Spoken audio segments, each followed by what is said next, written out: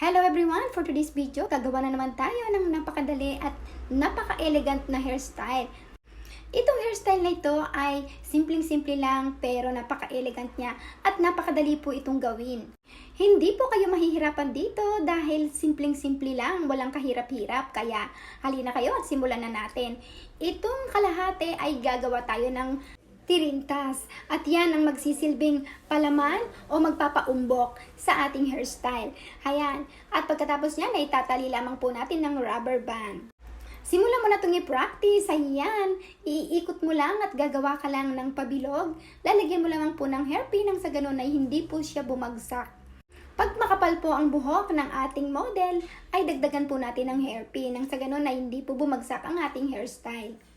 At ang natira sa left side ay siyang pangtatakip natin dyan sa ginawa nating tirintas na pabilog. Ayan. Ganyan lamang po siya kadali, pero napakaganda po niya. O diba? Tapos na po. Napakaganda po. Napaka-elegant. Pwedeng-pwede po kahit anong okasyon nito. Naalala ko tuloy si Marimar dito sa hairstyle na to. Maraming salamat po sa panonood ng aking video hairstyle. Abangan niyo pa po ang marami ko pang i-upload na video hairstyle. Maraming salamat po. God bless you all. Follow for more.